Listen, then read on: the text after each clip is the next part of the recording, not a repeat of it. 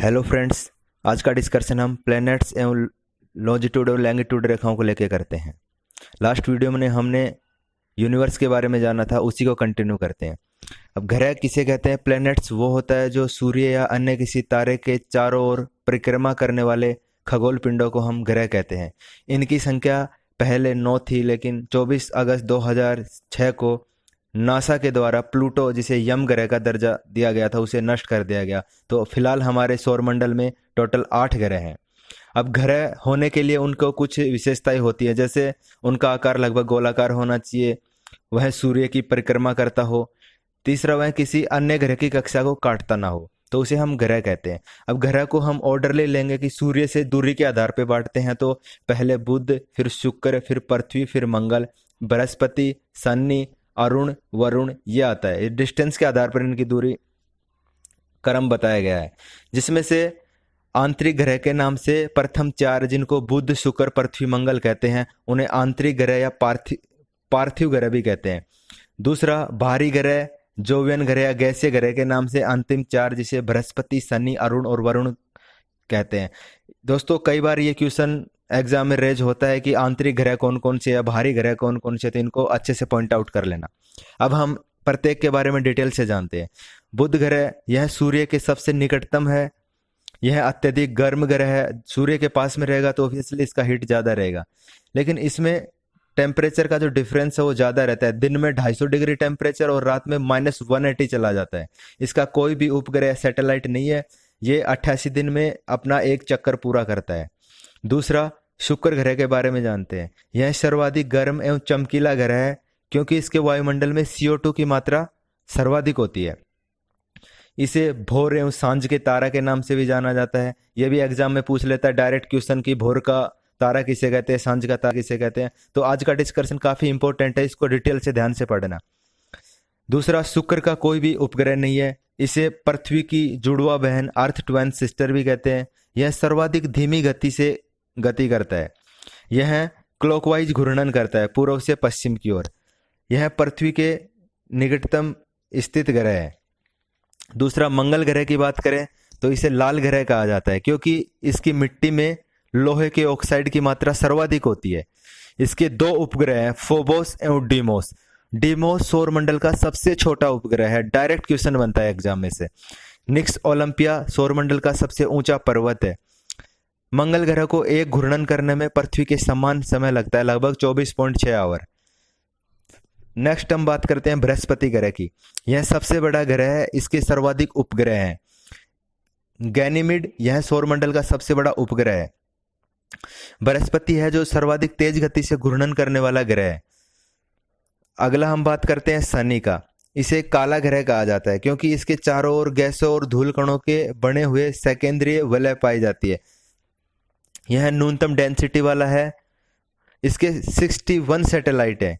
इसका एक उपग्रह टाइटन है, जिस पर जीवन की संभावना है, ऐसा अनुमान है वैज्ञानिकों का। नेक्स्ट हम बात करते हैं यूरेनस या अरुण का। इसे हरा ग्रह भी कहा जाता है, क्योंकि इस पर मीथेन गैस की अधिकता होती है। यह सर्वाधिक झुका हुआ या इसे लेटा हुआ ग्रह भी कहते हैं।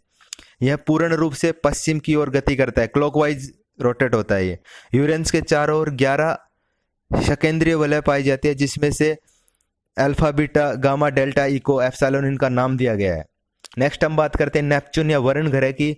इसे भी हरा ग्रह कहा जाता है। यह सर्वाधिक दूरी पर स्थित है, तो यह सर्वाधिक ठंडा ग्रह भी है। नेक्स्ट हम पृथ्वी, जिस पे हम रहते हैं, उसकी बात करते हैं। पृथ्वी के बारे में हम बात करें तो इसका शेप है जियोइड टाइप का, ये गोल नहीं होता है। इसका ध्रुवीय व्यास है 12,714 किलोमीटर और विषुवतीय व्यास है 12,756 किलोमीटर। इसकी त्रिज्या, रेडियस की बात करें तो वो है 6371 किलोमीटर। पृथ्वी अपने एक्सिस पर 23.5 डिग्री झुकी हुई है। अपनी कक्षा पर 66.5 झुकी हुई है। पृथ्वी एवं सूर्य के बीच में जब ये रोटेट करती है तो सबसे ज्यादा दूरी 4 जुलाई को पृथ्वी सूर्य से सबसे ज्यादा दूर होती है और 3 जनवरी को सबसे निकटतम होती है। यही कारण होता है कि जनवरी में ठंड पड़ता है और जुलाई के आसपास गर्मी ज्यादा पड़ती है, क्योंकि सूर्य से पृथ्वी का दूरी बढ़ेगा तो टेम्परेचर पृथ्वी पर कम पहुंच पाएगा। इसे अपसौर और उपसौर की घटना कहते हैं।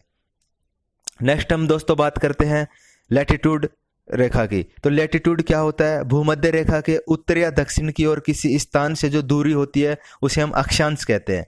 तो जैसे भूमध्य रेखा से 23.5 डिग्री ऊपर चलेंगे तो वहाँ कर्क रेखा है, 23.5 डिग्री नीचे चलेंगे तो मकर रेखा है दक्षिणी अक्षांश पे। ऐसे ही 66.5 डिग्री ऊपर चलेंगे नॉर्थ में तो उसे अक्षांश रेखा कहेंगे, जैसे आर्कटिक वर्त, फिर अंटार्कटिक वर्त, ऐसे ऊपर चलते रहेंगे तो नॉर्थ पोल साउथ पोल आ जाएगा।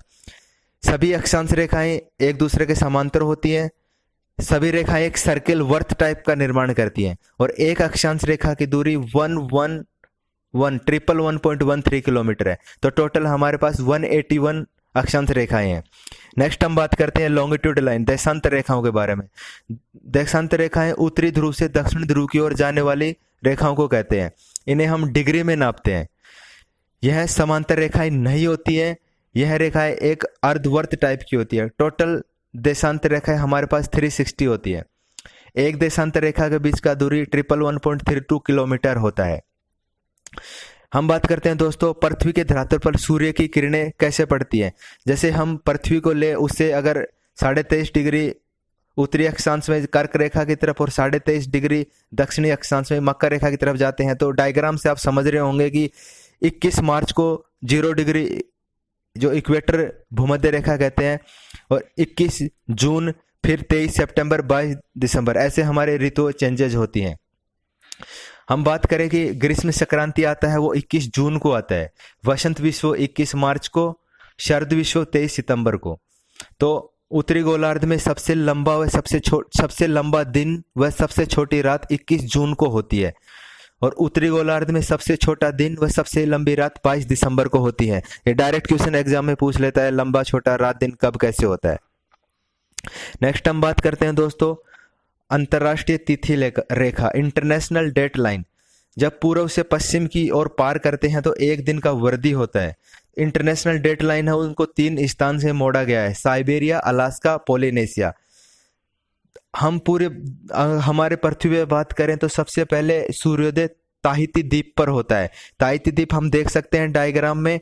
एक हम अगर अपनी अंतरराष्ट्रीय तिथि रेखा को 3 जगह से मोड़ दे रहे हैं तो ये पोलिनेशिया के पास में ताहिती द्वीप आता है।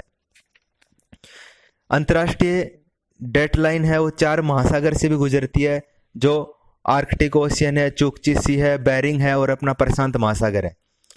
उत्तरी ध्रुव एवं दक्षिणी ध्रुव पर 6 महीने का दिन व 6 महीने की रात होती है। नेक्स्ट हम बात करते हैं जो सिजगी होता है। सिजगी क्या होता है? जब सूर्य, पृथ्वी और चंद्रमा तीनों एक सीधी रेखा में आ जाए तो यह स्थिति सिजगी कहलाती है। यह 2 टाइप का होता है जिसे कंजक्शन और अपोजिशन कहते हैं।